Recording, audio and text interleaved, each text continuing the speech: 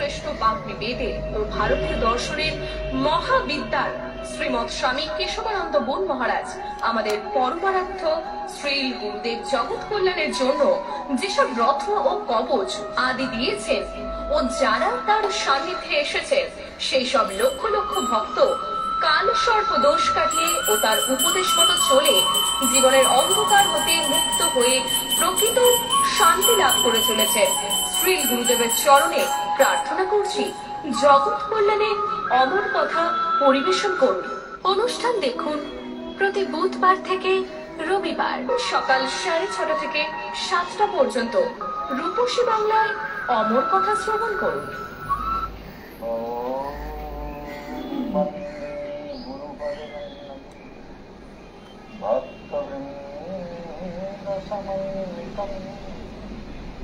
श्रीचैतन्य प्रभु वन्दे नित्यानन्द श्रीनन्दनन्दनं वन्दे राधिका चरणद्वयं गोपीजनसमायुक्तं वृन्दावनं मनो नारायणं नमस्कृत्य नरं चैव नरोत्तमं देवीं सरस्वतीं व्यासं ततो जयमुदीरये। नाम संकीर्तनं यस्य सर्वपापप्रणाशनं प्रणामदुपशमनः तं नमामि हरिहरम्। ॐ ऐं ह्रीं शुक्राय नमः। ॐ ऐं ह्रीं क्लीं भुवनेश्वरी मातृकायै नमः। ॐ नमो भगवते परशुरामाय। ॐ श्री वेङ्कटेशाय वेङ्कटेशं मनसा स्मरामि। श्री वेङ्कटेशं मनसा स्मरामि। श्री बङ्कबिहारीं मनसा स्मरामि। श्री राधारमणं मनसा स्मरामि। श्री वेंकटेशं मनसा स्मरामि। सर्वाग्नि परमारब्ध गुरुदेव वरिष्ठ भक्ति जयबंधु स्वामी महाराज तार चरण कमल वंदना करी तार आशीर्वाद प्रार्थना अमर कथा श्रवण पिपासु भक्तबृंद स्नेहमयी करुणामयी बात्सल्यमयी मातृशक्ति सबाइके जानाई आमार हार्दिक अभिवादन। आज 3রা মে शुक्रवार। মনে রাখবেন সপ্তাহে 5 দিন প্রতিদিন প্রোগ্রাম শুনছেন। বুধ বৃহস্পতি শুক্র শনি রবি সোম মঙ্গল দুদিন করা যাচ্ছে না, অনেক কাজের ব্যস্ততা থাকে। আর এই জন্য সকালবেলা ভাগ্য বিচার করতে যারা আসবেন তারা চলে আসবেন। আর কেশবানন্দের ভাগ্য বিচার জানেন যারা আসে তারা জানে, তাদের আত্মীয় স্বজন বন্ধু বান্ধব গোষ্ঠী ষষ্ঠী সবাই আছে। কেন বলেন তো? কেশবানন্দ যা বলে সেটা আগে লিখে তারপরে তাকে ভেতরে রাখে। কারণ ভাগ্য বিচারটা জ্যোতিষ নিয়ে যারা গভীর ধ্যান মনন চিন্তন এবং অনুশীলন না করে তারা জ্যোতিষী নয়, ফক্করবাজ। একরকম বলতে গিয়ে আর একরকম একটা বললে আমাদের কাছে ছক নিয়ে এসে বলে জ্যোতিষী বলে দেখো দেখবই না, ওতে দেখার মতো এনার্জি আমার নেই আর সময়ও নেই। এখানে আসলে এখানে ছক করে দেখাতে হবে। মনে রাখবেন কথাটা। কেশবানন্দ বন মহারাজ ওই বড় বড় গোষ্ঠী করেছেন, গোল গোল লম্বা লম্বা কাগজ জুড়ে জুড়ে আর্ট পেপার জুড়ে জুড়ে আপনার গোষ্ঠী বানিয়েছেন। ওই গোষ্ঠী আমি দেখি না, প্রচুর ভুল। বাংলাদেশের যত গোষ্ঠী বানানো সবই তো প্রায় ভুল। সব বাংলাদেশের রেয়ার কোনটার লগ্ন ঠিক আছে, সবগুলোর লগ্ন ভুল সব। আর প্রায় দেখা যায় তাল পাতায় যারা করেছে, বিশেষ করে মেদিনীপুর উড়িষ্যা অঞ্চলে, সেগুলো ছক কিন্তু প্রায় নির্ভুল থাকে, প্রায় ভুল খুব কম হয়। তাল পাতায় ওই দেশের যারা উড়িষ্যা বা মেদিনীপুর অঞ্চল থেকে তাল পাতা ছোট ছোট তাল পাতার উপরে যাদের টিকুজি করে নিয়ে আসে, ওটাকে আমরা কম্পিউটারে তুলে দেখেছি খুব কম ভুল হয়, খুব কম। সেই জন্য সেগুলোকে আমরা দেখে কিছু করি না, আমরা তাদের ডেট অ্যান্ড টাইমটা নিয়ে মিলিয়ে দেখি যে তাল পাতার সঙ্গে মিলছে, সেগুলো মেলে। এই গোল গোল গোষ্ঠী বানিয়েছেন ওগুলো প্রায় মেলে না, ওগুলো মেলেই না। এগুলো হচ্ছে পুষ্টি সম্পর্কে যাদের কাণ্ড জ্ঞান নেই তারা ওইগুলো পরে পড়েছে। অর্থাৎ জ্যোতিষ চক্রের জ্ঞান যদি না থাকে, জ্যোতিষ চক্রের বিধান মতো যদি, বিশেষ করে জ্যোতিষ চক্রে বলা হয়েছে, মনে রাখবেন কথাগুলো একটু বলি আপনাদের, নক্ষত্র সূচি।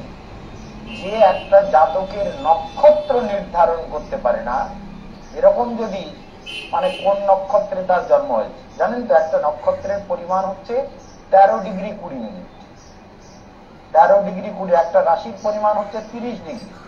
তো 27টা নক্ষত্র 12টা রাশিতে গিয়ে আছে। এই 13 ডিগ্রি 20 মিনিট অশ্বিনী নক্ষত্র, 13 ডিগ্রি 20 মিনিট ভরণী নক্ষত্র, তাহলে আর একটা হচ্ছে কৃত্তিকা, সেটা 3 ডিগ্রি 20 মিনিট, এই মিলে হলো 30 ডিগ্রি মেষ রাশি। তাহলে আপনার যদি ধরুন 30 ডিগ্রির পরে অর্থাৎ কৃত্তিকা নক্ষত্রটা চলে গেছে, বা কৃত্তিকা নক্ষত্র বৃষ রাশিতে চলে গেছে চন্দ্র, সেখানে 10 ডিগ্রি 1 মিনিটে চন্দ্র বেরিয়েছিল, তাহলে আপনার কি নক্ষত্র হবে? চন্দ্রটা রোহিণী নক্ষত্র হবে। যে জ্যোতিষী ওই 1 মিনিট ভুল করে কৃত্তিকা নক্ষত্র লিখলো, তার গণ বদলে গেল, রাক্ষস গণ হয়ে গেল, কৃত্তিকা নক্ষত্র হয়ে গেল, রাক্ষস গণ হয়ে গেল। আর একে বলে নক্ষত্র সূচি। তার মানে এর মুখ দেখতে নেই। একজন জ্যোতিষীকে দর্শন করলে জীবের মঙ্গল হয়, কিন্তু যে জ্যোতিষী নক্ষত্র নির্ধারণ করতে পারে না, যে জ্যোতিষী লগ্ন নির্ধারণ করতে পারে না, তাকে দেখলে আপনার মহাপাপ। সেরকম জ্যোতিষীর কাছে যাবেন না, মনে থাকবে কথাটা। কেশবানন্দ মহারাজ যা বলেন সেগুলো অক্ষরে অক্ষরে সত্য, মাথায় ঢোকাবেন, তা নাহলে মরবেন, জন্মকাল অনন্তকাল ধরে শুধু মৃত্যু ভোগ করবেন, মনে রাখবে কথাটা। এই জন্য আপনাদেরকে বলবার বিষয় হচ্ছে, এই জীবনটা পেয়েছেন ভগবানকে সাধনা করার জন্য। সেটা না করে লোকের দ্বারা ঠকবেন, ঠকে ঠকে বলবেন আমরা অনেক জায়গায় ঠকেছি, আপনার কাছে এটাই লাগবে। আর এলে কেন বলে না, আপনার কথা সবাই খুব ভালো বলে, তো সবাই বলে, আমাদের আত্মীয় স্বজন সবাই আপনার কাছে আসে, তাহলে আবার বলছো কেন? কোথায় ঠকেছো আমাকে শোনাচ্ছ? কেন ঠকতে গেছো? যেটা পাপ তোমার কর্মফল ছিল সেটা ভুলেছো, আমাকে শোনাবে না। বুঝতে পেরেছেন? আমি কিন্তু এইরকম যদি আমাকে শোনাবে না কোথায় ঠকেছো। আমার কাছে এসে কেউ ঠকে না, আমার বিধানে কারোর অমঙ্গল হয় না, আমার কথা মতো চললে কারোর অকল্যাণ হবে না, এটা কেশবানন্দ গ্যারান্টি দিয়ে বলে। সেই জন্য মনে রাখবেন, কেশবানন্দ একজন সিদ্ধ যোগী। তার প্রত্যেকটি, তার হাত বুলিয়ে দিলে রোগ সেরে দিতে পারে, তার হাত বুলিয়ে দিয়ে প্রচুর রোগ সেরে দেয়, যে মানুষের জীবনের ছন্দ তৈরি করে দিতে পারে। চোখে কষ্ট হচ্ছে, হাত বুলিয়ে দিলাম, চোখের কষ্ট চলে গেল। তাহলে এই যে জীবনটা আমরা পেয়েছি, সেটা যদি উপযুক্ত সাধু, উপযুক্ত গুরু, উপযুক্ত জ্যোতিষীর গাইডে আমরা চলি, আমাদের মঙ্গল হবে। আর যদি না চলেন তাহলে ঠকবে। হ্যাঁ, গুরু কি কোনো শেষ আছে নেই? হ্যাঁ, গুরুকে মনুষ্য জ্ঞান করবো না করি, গুরু যদি গুরু না হয়, তার গুরুত্ব না থাকে।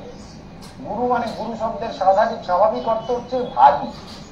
যার ভারিত্ব আছে, যার ব্যক্তিত্ব আছে, যার জ্ঞান আছে, যার শাস্ত্র অধ্যয়ন আছে, যার তপস্যা আছে, যিনি আমার জীবনকে বদলে দিতে পারে, সেই যে গুরু।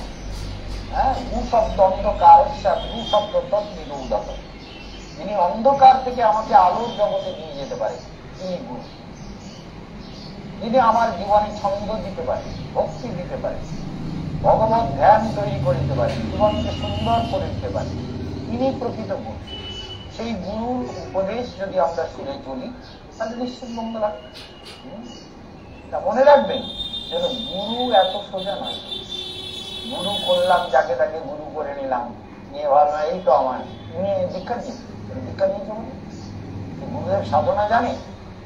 এবার কেউ কেউ বলে, এটা আজকের একটা কথা বলি, প্রসঙ্গক্রমে এসে গেছে, বলি আপনাকে। বলে দীক্ষা গুরু আলাদা, শিক্ষা গুরু আলাদা। ভালো করে শুনবেন। বলে গুরুদেব আমাদের সবাই বলে যে শিক্ষা গুরু আলাদা করতে হয়। গালাগালি দেবো না মিষ্টি করে বলবো, না টক না ঝাল দিয়ে বলবো? শিক্ষাগুরু মানেটা কি? দীক্ষা যে যে দীক্ষার যে মন্ত্রগুলো আমরা দেই, শিক্ষাগুরু কি করে বলুন তো, আপনাদের বলবো, খুব খারাপ লাগবে শুনতে, আর আমারও বলতে খুব একটা ভালো লাগবে বলে মনে হয় না, তবু বলি। দীক্ষার শিক্ষার কোনো আলাদা মন্ত্র হয় না। একমাত্র আমরা যারা বাবাজি বেশ গ্রহণ করে, সন্ন্যাস বেশ গ্রহণ করে, আমাদের জন্য একটা স্পেশাল মন্ত্র আছে। সে মন্ত্রটা তো বলবো না, সে মন্ত্রটা আমাদেরকে যারা বাবাজি বেশ গ্রহণ, বৃন্দাবনে বাবাজি আছে দেখেছেন, সাদা কাপড় পরে, ছোট ছোট কাপড়, তাদেরকে ওই মন্ত্রটা দেওয়া হয়। যারা সন্ন্যাস নেয় তাদেরকেও ওই মন্ত্রটা দেওয়া হয়, সেই মন্ত্রটা পাওয়া যায়। তো শিক্ষার মন্ত্র আলাদা কিছু হয় না। যে গুরু সত্যি সত্যি দীক্ষা মন্ত্র জানেন, তিনি দীক্ষা শিক্ষার মন্ত্র একসঙ্গেই দেবেন। তা না হলে শিক্ষা মানে যদি মনে করেন যে বলবো মেয়ে ছেলেদের মাসিকের কাপড় ধোয়ার জল খাওয়া হচ্ছে শিক্ষা, জানেন কারাজাতি সম্প্রদায় এরা শেখায়, মাঝবাড়ির সম্প্রদায়, কান্থাধারীর গণ, কালাজাতির গণ, মাঝবাড়ির গণ, এরা মেয়েদের মাসিকের রক্ত দিয়ে পান করে, সেগুলোকে বলে শিক্ষা। চরিত্রহীন, বদমাইশ, ধূর্ত, নানান রকম কপট বুদ্ধি, এরা শিক্ষা দেবে? শিক্ষা মানে শিক্ষা মানে আমরা এই যে এত লেকচার দিচ্ছি, এগুলো শিক্ষা না? তুমি যাকে শিক্ষা গুরু করেছো তাকে জিজ্ঞেস করো তো আমার একদিনের লেকচার সে বোঝে কিনা। শিক্ষাগুরু আলাদা করতে হয়। আমার শিষ্যরা যে বলছে গুরুদেব, অনেকে বলে যে শিক্ষাগুরু আলাদা করতে হয়।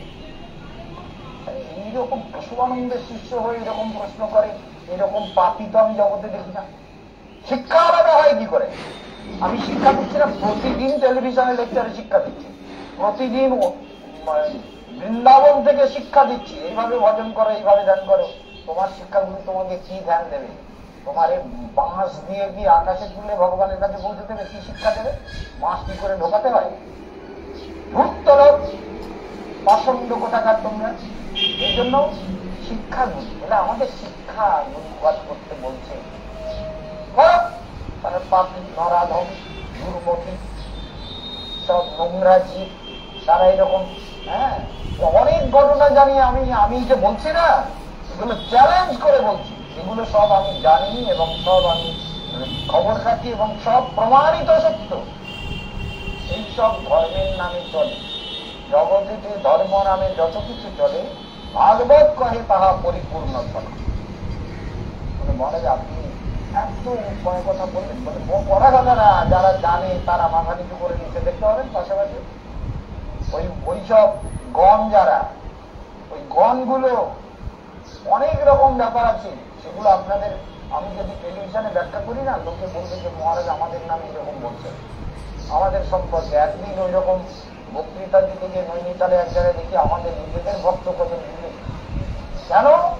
সেদিন ওই জাহ্নবা মাতার যে পুত্র, তার সম্পর্কে বলতে গিয়ে যে ব্যাখ্যা করেছিলাম, সেই ব্যাখ্যাটা শুনে তারা বিগড়ে গেছে। তাহলে তোমরা কতটা জানো? কতটা জানো? আমার কথা প্রতিবাদ করবার ক্ষমতা, যোগ্যতা, শাস্ত্রজ্ঞান, প্রমাণ কিছু জানো? চুপ করো। কেশবানন্দ সারা ভারতবর্ষে ধর্ম প্রচার করেছে, নিজে ডমিনেট করে, বুঝতে পেরেছেন? এই ডমিনেটিং পাওয়ার ভগবান আমাকে দিয়ে পাঠিয়েছে। আর যোগ সাধনা করতে করতে এত পাওয়ার জীবনে এসেছে যে এখন আমার সামনে কথা বলবার মতো যোগ্যতা কারণ। আমি যে লেকচার দিই তখন আমি চ্যালেঞ্জ করে বলি, বুঝেছেন? ভালো করে মনে রাখবেন, কেশবানন্দের কথার প্রতিবাদ করবার যদি ক্ষমতা থাকে তাহলে তো আমি খুব খুশি হব যে একটা লোক অন্তত বেরিয়েছে আমার কথা প্রতিবাদ করবার যোগ্যতা নিয়ে একটা লোকের। সেই জন্য মনে রাখবেন, বৈষ্ণব ধর্মের নামে অনেক রকমের নোংরামি, বিভিন্ন রকমের নোংরামি চলে। সেই বৈষ্ণব ধর্মের এই জন্য তদানীন্তনকালে গৌড়ীয় মঠ সেটাকে প্রতিবাদ করেছিল। কিন্তু গৌড়ীয় মঠ প্রতিবাদ করলে কি হবে? গৌড়ীয় মঠ পরবর্তীকালে বিগড়ে গেছে, কারণ পরের নিন্দা করতে করতে ওই সব মতবাদ, ওই কান্তাদারি, মাঝবাড়ি, সমাজ, কালাচাঁদি ইত্যাদি, এদের পরের নিন্দা করতে করতে সারা পাপ গৌড়ীয় মঠের মধ্যে ঢুকেছে। আর একটা কথা, যার জন্য গৌড়ীয় মঠে এত ঝগড়া, মামলা, মকদ্দমা, অশান্তি, কেস, ভাই গুরু ভাই মারপিট, পুলিশ মকদ্দমা সব করছে। তো পরনিন্দা মহাপ্রভু চৈতন্যদেবের শিক্ষা, এরা চৈতন্যদেবের এই জন্মতিথিকে কেন্দ্র করে দোল পূর্ণিমায় মায়াপুরে সব পরিক্রমা করে। ওদেরকে যদি আমি গিয়ে প্রশ্ন করি না, একটা উত্তর দিতে পারবে না। তখন লোক ঠিক করলে সুপারি দেবে যে বউকে খুন করে দাও, তাহলে আমাদের গৌরী মঠে শ্রাদ্ধ দিচ্ছে। আর দেবই তো। তার কারণ হচ্ছে কি? কারণটা হচ্ছে এই, এরা ধর্মের নামে গৌরী মঠ আর একটা কলঙ্ক তৈরি করেছে। কলঙ্কটা হচ্ছে শুধু পরনিন্দা। নিজেরা পড়বে না, সাধনা করবে না। চৈতন্যদেবের মূল কথা কি? কাহারে না করে নিন্দা, কৃষ্ণ কৃষ্ণ বলে, অজেয় চৈতন্য সেই জীবিবে করে।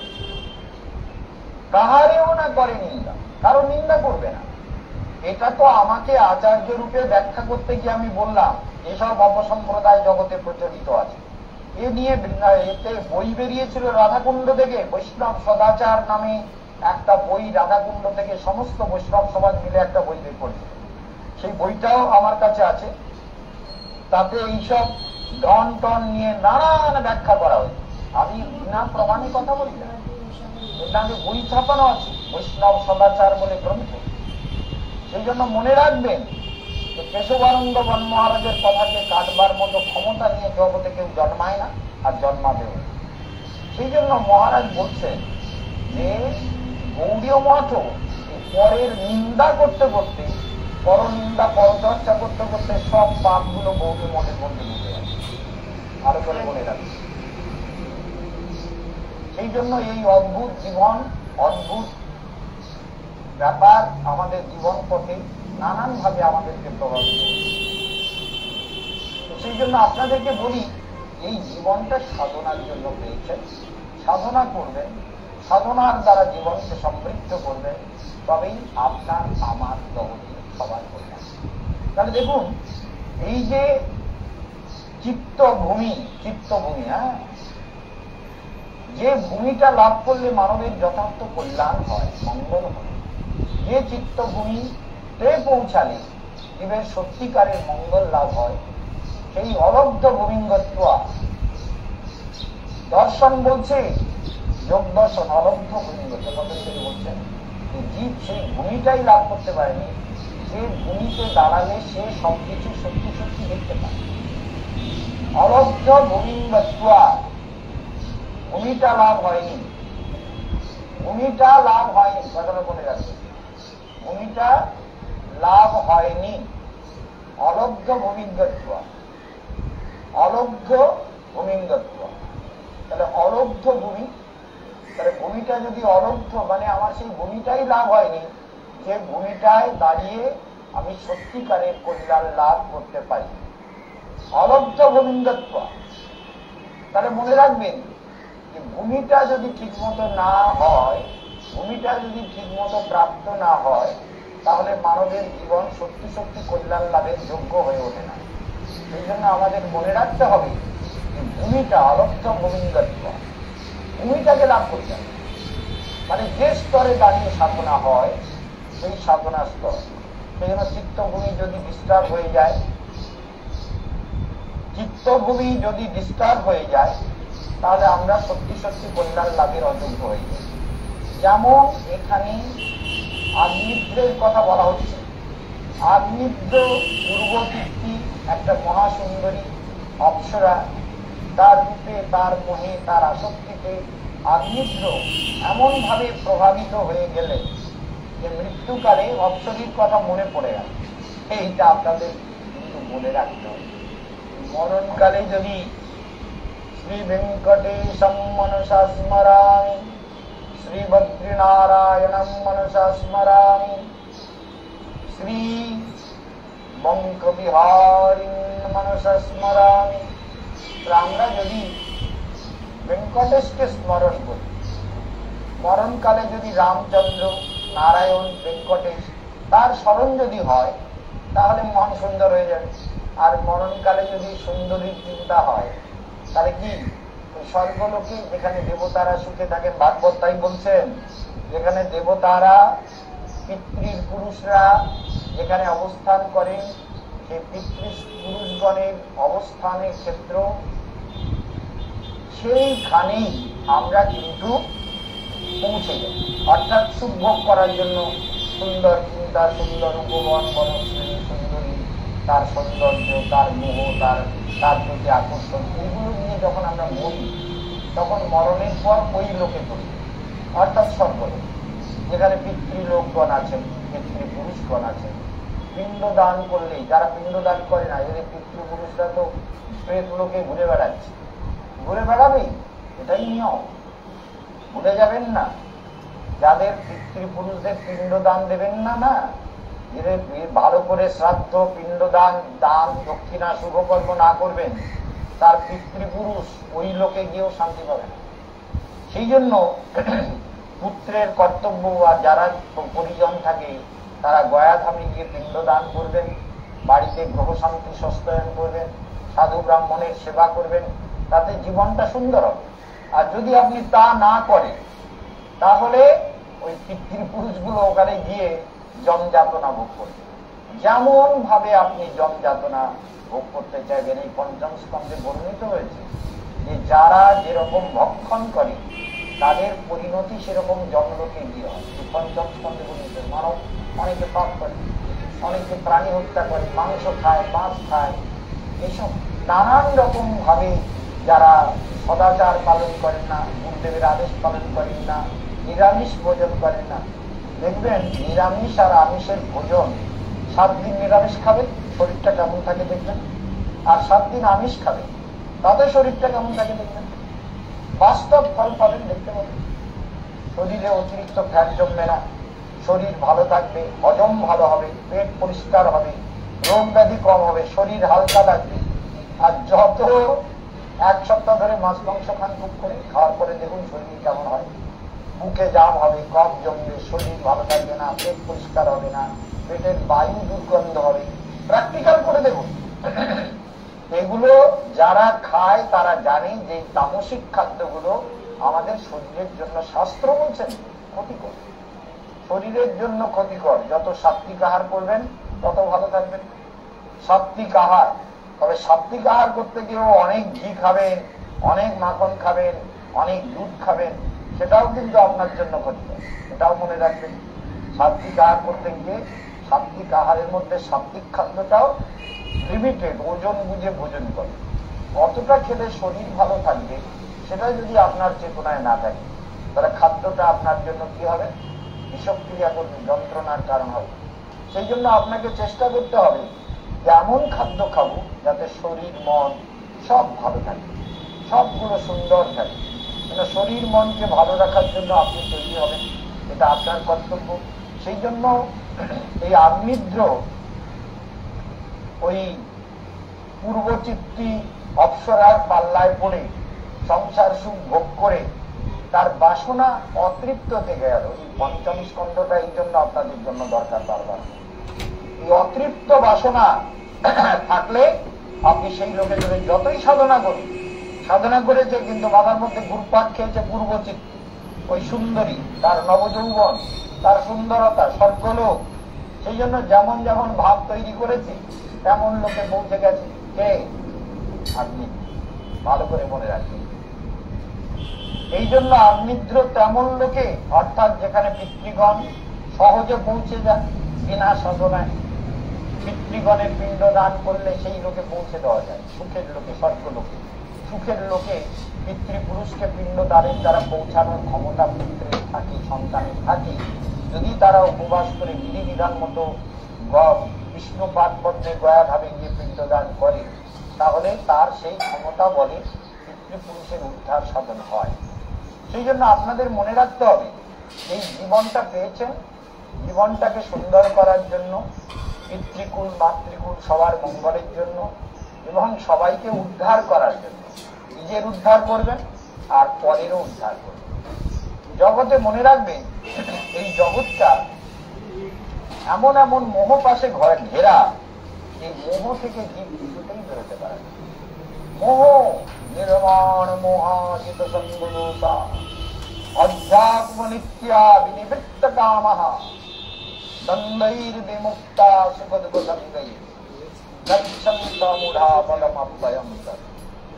মনে রাখবেন, নির্মাণ মোহা, এই মোহ বস্তুটার কোন অস্তিত্ব খুঁজে পাবেন না। এক্সিস্টেন্স কিছু নেই, দেখা যাচ্ছে না, কিন্তু এফেক্টটা পুরো বোঝা যায়। যেমন এই যে ঘূর্ণিঝড় হলো, ঘূর্ণিঝড়টা স্যাটেলাইট ধরতে পারলো না, কিন্তু ঘূর্ণিঝড় যেখান থেকে গেল ঘর বাড়ি মানুষজন প্রাণ সব সবার করে দিয়ে তোলা। বুঝতে পারছি মোহটাকে আপনি বুঝতে পারবেন না তো, ভেতরে মোহ কিভাবে কাজ করছে। নির্মাণ মহা আর দ্বিতীয় সঙ্গদোষা, সঙ্গদোষ, সঙ্গদোষ মানে আসক্তি। পুত্র কন্যা পরিজন টাকা পয়সা শরীর মন সুন্দরী ভোগ বিষয় ঐশ্বর্য এইসবের প্রতি যে আসক্তি, এই আসক্তি হচ্ছে সঙ্গদোষ। সঙ্গ মানে আসক্তি। আসক্তির দোষ জীবের ভেতরে এমন ভাবে রয়েছে যার জন্য জীব মুক্তি লাভ করতে পারে না। নির্মাণ মহাজিত সঙ্গদোষা অধ্যাত্ম নিত্যা নিবৃত্ত কামা দ্বন্দ্বৈর বিমুক্ত। অধ্যাত্ম নিত্যা, যদি অধ্যাত্ম বিদ্যা লাভ হয়, সদ্গুরুর চরণাশ্রয় হয়, সদ্গুরুর উপদেশ যদি শ্রবণ করে, ঠিক মতো সাধনা করে। আর সেই জন্য আর একটা কথা আবার বলি, এই শিক্ষা গুরু টুরু যারা বলে তাদেরকে বলবেন যে শিক্ষাগুরু আমাদের গুরুদেব তো শিক্ষামন্ত্র সব দিয়েছে, শিক্ষামন্ত্রটা আলাদা কি মন্ত্র পেয়েছেন তাকে জিজ্ঞেস করবেন, আপনার মন্ত্রটা বলুন তো কি মন্ত্র পেয়েছেন। বেশিরভাগ গুরুগুলো শিক্ষা মন্ত্র দেয় না, দীক্ষা দিল একটা মন্ত্রের দ্বারা, কৃষ্ণ মন্ত্র দিল শুধু, অষ্টাদশাক্ষর কৃষ্ণ মন্ত্র কিংবা দ্বাদশাক্ষর গোপাল মন্ত্র, আর তার সঙ্গে কাম গায়ত্রী দিল না। ওই শিক্ষা গুরুরা কি করে, ওই কাম গায়ত্রী দেয়, কাম চরিতার্থ করবার প্রচেষ্টা শেখায়। ভালো করে মনে রাখবেন, সেই কামকে কি করে আপনি উপভোগ করবেন সেইটা ওই শিক্ষাগুরু সাজে যারা, জানেন তো। একটা ঘটনা বলেছি, বলবো শুনবেন। মানে গুরুদেবকে প্রসাদী করে নিতে হবে। বাড়িতে যদি ছেলে বিয়ে দেয়, ছোট ছেলে হোক বড় ছেলে বড় ছেলে যার বিয়ে হবে, সেই বৌমা আগে গুরুদেবের সেবায় পাঠাতে হবে, গুরুদেবের সেবায় পাঠাতে হবে, তারপরে বৌমা ছেলের সেবায় যাবে। তো এখন বড় ছেলে বলে কি, মানে তার সন্দেহ হয়েছে, তার বউকেও পাঠিয়েছিল, বউ কিছু বলেনি লজ্জায় পড়ে, শাশুড়ি মা পাঠিয়েছিল। এবার ছোট ভাইয়ের বিয়ে হয়েছে, এবার ও গিয়ে খাটের তলায় ঢুকিয়ে বলে কি প্রসাদী করে দিচ্ছ। এবার দেখে মানে গুরুদেব সুন্দর করে মুখ টুক তুলে আদর টাদর করতে করতে বলছে তুমি রাধা আমি শ্যাম। আর সেই লাভ দিয়ে খাটের তলা থেকে বেরিয়ে বলছে কাঁদে বাড়ি বড়রা, আমি বলরাম দেব বাড়ি মাথা। সব বোনায় বলে কি হয়েছে। তারপরে তো গুরুদেব তখন পলায়তে যত গুরুদেব বেরিয়ে দৌড়চ্ছে, রে বাবা রে বাবা। হ্যাঁ, এইসব হচ্ছে গুরু, মনে রাখবে, শিক্ষা দিচ্ছে। পরের বারে বউকে প্রসাদী করে নিচ্ছে খালি গুরুদেবের কাছে, গুরুদেব তাকে উচ্ছিষ্ট করছে। তো জগতে কত রকম নোংরামি চলে জানেন, তারা ভারতবর্ষ ঘুরতে ঘুরতে আমরা সব দেখেছি, সেই জন্য সব জানি। তাই আপনাদের বলছি, শিক্ষাগুরু গুরুর নামে যারা দীক্ষাগুরু শিক্ষাগুরু দুজনেই একই হন। এই জন্য আলাদা শিক্ষাগুরু করবেন, তাহলে তার সঙ্গে গিয়ে রাত কাটাবেন, তবে শিক্ষাগুরু হবে। তার সঙ্গে মস্তি করবেন বরকে ছেড়ে দিয়ে, সেই তো শিক্ষাগুরু নাকি, সেটাই তো বলতে চাইছি। ভালো করে নির্লজ্জ, ভালো করে শুনে রাখ, কেশবানন্দ বর্মা মহারাজ কাউকে ছেড়ে কথা বলে না। এই জন্য মনে রাখবেন, এইভাবেই আমরা বাগবাজারে যারা আসবেন আপনারা মনে রেখেছেন তো, 7ই আষাঢ় 22শে জুন জন্মদিন, 1 পয়সা লাগবে না, তবে বইগুলো কিনবেন সবাই। চতুর্থ খণ্ড যে বইটা বেরিয়েছে কেশবানন্দের প্রবচন অধ্যাত্ম বিজ্ঞান গ্রন্থ, সেই গ্রন্থটা সবাই অবশ্য সংগ্রহ করে নেবেন, ডাক থেকে সংগ্রহ করতে পারেন। কীর্ণাহারে শ্রীমা পুস্তক ভান্ডার বা স্টোর্স, বোধহয় শ্রীমা পুস্তক ভান্ডার, কীর্ণাহার বাস স্ট্যান্ডে, সেখানে আপনারা পাবেন। সবাই ভালো থাকুন, এবং প্রতিদিন যারা ভাগ্য বিচার করবেন তারা ফোনে যোগাযোগ করে নেবেন। আর কেশবানন্দ মহারাজের বক্তৃতার এই গালিগুলো একটু হজম করার চেষ্টা করবেন। হ্যাঁ, আমাদের হজম করলে ওগুলো অনেক ভিটামিন বেড়ে যাবে। ভালো করে মনে রাখুন, সবাই ভালো থাকবেন। ওম শান্তি।